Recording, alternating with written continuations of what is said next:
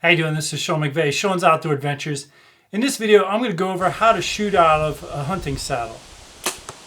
The saddle I'll be using in this video is the Tethered Phantom. Also, if you're not aware of this, I'm giving one away for free in the month of October. So go to the giveaways page of my website to get in on that. Additionally, the bow I'll be using in this video is the Dragon X8 compound bow. This is a nice short axle to axle bow. If you're getting into saddle hunting and you want to try a short axle to axle bow, but you're not sure if you'll like it, this is a good option because it's only $199 and it'll give you an opportunity to test it out. You could also set it up for just about anybody. I'm giving one away just about every week from now till the end of the year. So again, go to the giveaways page of my website to get in on the giveaways. You can possibly get one for free. So now let's go over how to shoot out of a saddle. I'll also be using the Predator platform from Tethered in this video. There's two main things that I want to just point out to focus on when shooting from a hunting saddle. First is when you're hanging in the saddle, it creates a different feel than when you're standing in an upright position pulling and shooting a bow. When you're hanging in a saddle, there's a tendency to sway that a lot of us are not naturally used to when we're just standing. So the first thing I would suggest doing is set your platform up just about a foot off the ground. I mean, you could even stand on the ground and keep your feet in a small confined space to mimic the amount of space you'll have for your platform. But I really recommend getting on the platform, hanging from the saddle, and just kind of let yourself sway around. Hold your bow up and see what it feels like to lean in the saddle. Draw your bow back and just kind of pay attention to what it feels like for your balance.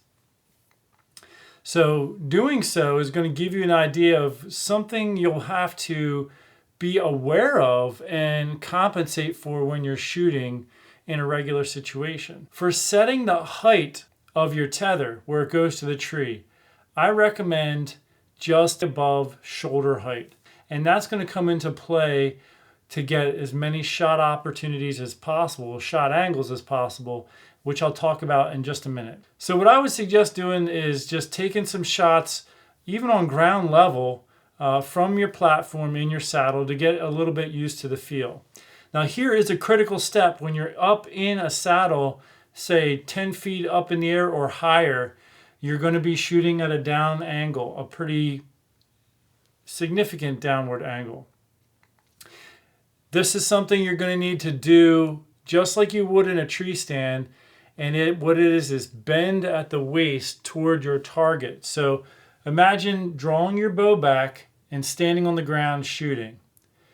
What you want to do to simulate and create the correct angles for aiming is bend at the waist and aim at your target that way. Do not lower or pivot. Do not lower your arm or pivot your upper body. What you want to do is keep that stationary, bend at the waist, even when you're in a hunting saddle. So what I would suggest doing is once you get a feel for shooting from the ground, go ahead and get up off the ground a little bit of a distance and take some shots there. You could set up a few climbing sticks. Climbing sticks I find are the easiest when you're shooting in your yard and you're practicing, you're getting up and down and up and down and up and down. So get up in your sticks, set up your platform, and then make sure you bend at the waist when aiming at your target for practice. Now, when I mentioned setting up your platform, I just want to mention another detail here.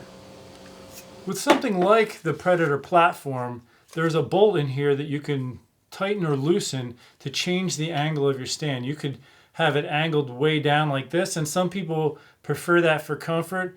I like to get mine about level with the ground, and that's because of this next step I'm talking about. To maximize your shot angles, it's now time to practice the opposite side of the tree shot.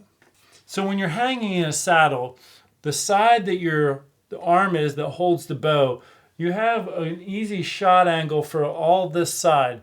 But what about shots over this side? What you're going to do is take your release hand and go under your tether rope and let it rest right over your shoulder. And now you have the ability to shoot the entire other side of the tree.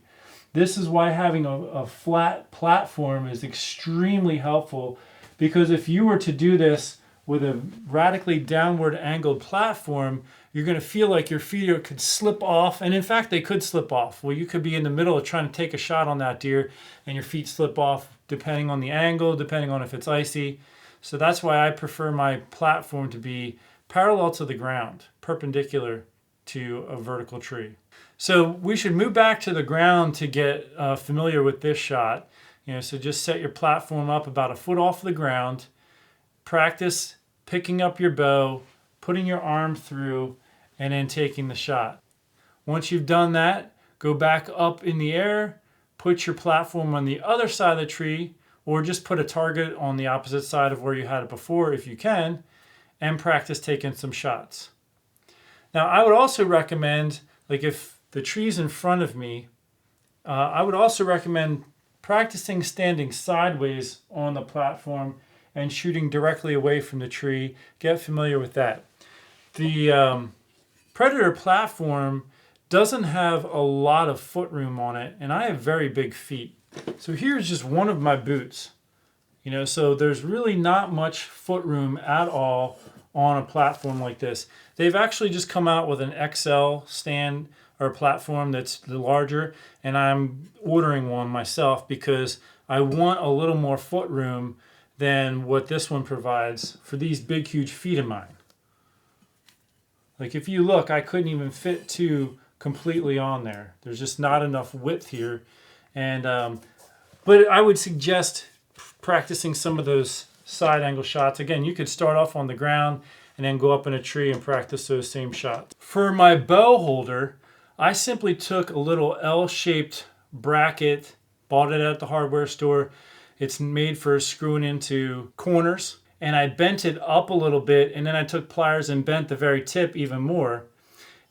Then I took some cordage, I tied a loop on one side and a long tag end on the other. I go around the tree and simply tie off with a couple half hitches on that loop there, and then I let it hang on the tree. So it's going around the tree, this is hanging there, and what I'll do is take my bow and I'll hang the hook in the cam, but then I'll lift it away from the tree because I have my quiver there, and I'll let it hang like that on the tree. When a deer comes, I lift up my bow and the hook kind of falls back, and that is something I use because I do a lot of public land hunting and you're not allowed to screw anything into the trees. So that's my bow hook that I use when I'm saddle hunting.